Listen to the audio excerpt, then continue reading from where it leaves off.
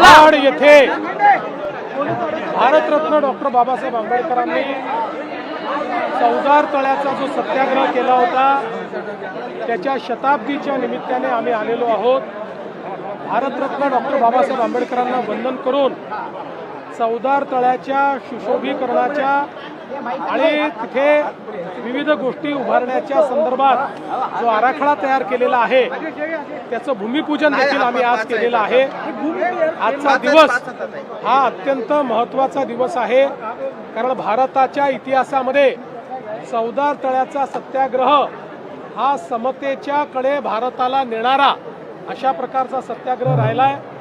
मानवतेच्या दृष्टीनं जेव्हा मानव मानवाला मानव मानायला तयार नव्हता त्यावेळेस मानवतेची जाणीव करून देणारा अशा प्रकारचा सत्याग्रह आहे।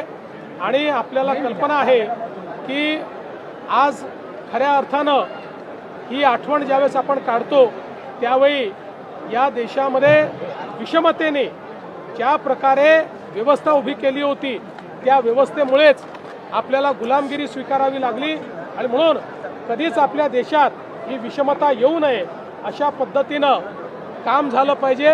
म्हणूनच आजच्या दिवसाचं महत्त्व आहे। आणि विशेषतः आपल्याला कल्पना आहे की सर्वात मोठा अपराध जर काही असेल तर तो अस्पृश्यता आणि विषमता असा हा अपराध आहे। आणि म्हणून आपल्या येणाऱ्या पिढ्यांना समता आणि विषमतेने झालेलं नुकसान या दोन्ही गोष्टी कळल्या पाहिजेत। या दृष्टीनं आजचा दिवस महत्त्वाचा आहे। आम्ही भारतरत्न डॉक्टर बाबासाहेब आंबेडकरांना आज अभिवादन केलं आहे। जलशुद्धीकरण प्रकल्पाचं भूमिपूजन तुम्ही केलं, या ठिकाणाला खूप मोठं महत्त्व देखील आहे।